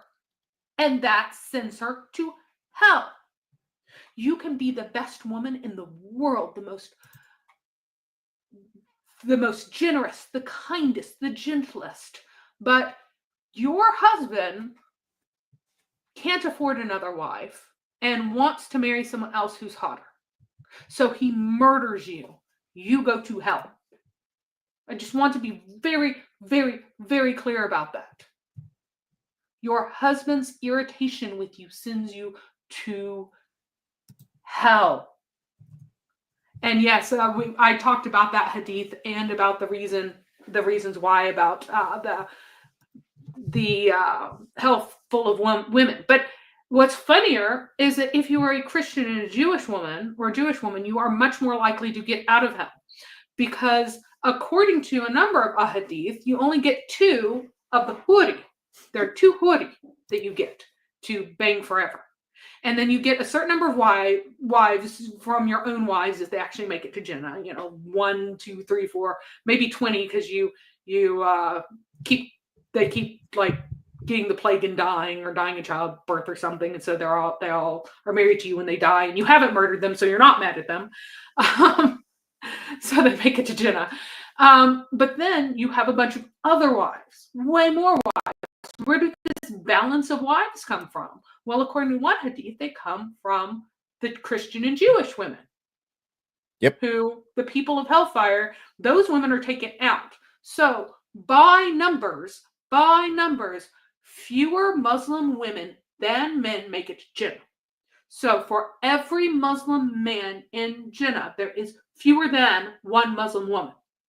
For every Muslim man in Jannah, there are many wives who are neither that one less than 1 wife or the huri.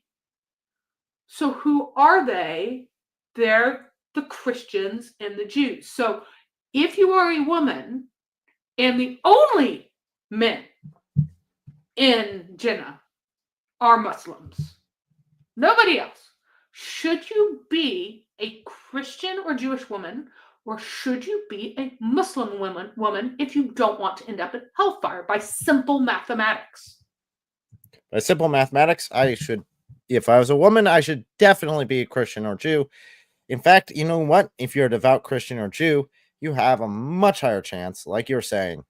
And at the same time, you also, if you're a Christian, you also have again, being a devout Christian, you have a chance, if Christianity is true, to get into the Christian heaven. So either way, Muslim women, your best chance to get into heaven is to convert to Christianity. Yep, because then you have you have a better chance just by sheer statistics. Now, Muhammad, of course, didn't think through any of this stuff. He hated the women around him. He was angry at them a lot of the time, and because they weren't killing people for him at the beginning, he had a lot of Islam or a lot of converts from among women because he said, don't beat women, treat women kindly, be gentle to women, be respectful to women. All of that went away, all of that changed. He went back to paganism and worse in terms of his rules. He changed. He went from don't hit women to, oh, just don't hit them in the face, same as animals and slaves. So and because what he wanted to do then is to please the men who were killing people for him. So he needed to make the killers happy. He needed to make the men happy. So your evil husband. So that's what was going on there. I realized I wasn't keeping the video going. I want to keep it going just in case it freezes. I'd like to keep an eye on it. I realized I wasn't doing that. So, like,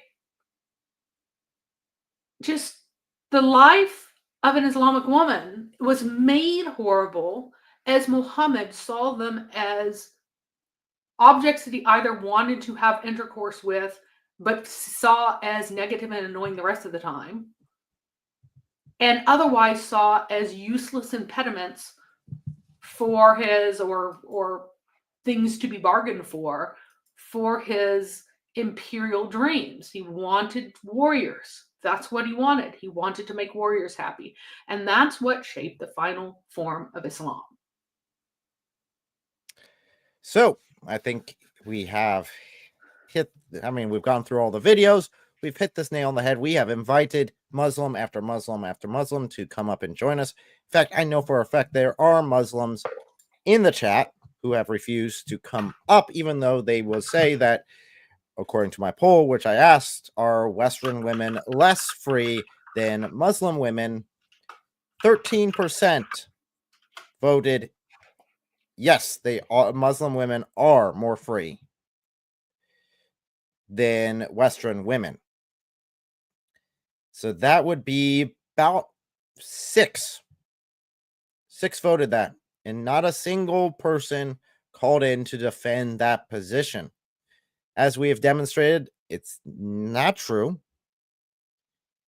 And Muslim women were more free in Arabia under pagan rule than under Islamic rule in a lot of ways. And there were forms of marriage in pagan Arabia that allowed the wife to unilaterally divorce the husband. Muhammad almost certainly had a form of that marriage with Khadijah, because whose house was he in? Was Khadijah in the house of Muhammad? Was Muhammad providing for Khadijah? No! She supported him, and he was in her house. Now, he functioned as her representative, her business representative outside of town and stuff, but it was her house. He did not provide for her. So I guess he was a terrible Muslim husband because it was in the pagan time. That's also why he didn't have any other wives, because he couldn't, because she had the right of divorce, not him. He lived in her house. She instigated the marriage. He gave her mahar, but she gave him back a slave that was worth more than his mahar. And so it was just an exchange of gifts. He did not purchase her vagina which was a pagan form of marriage. It was one of the many pagan forms of marriage. And that one pagan form of marriage became the normative Islamic marriage. It was a pagan form of marriage that existed before Islam. And that one version of pagan marriage became Islamic marriage.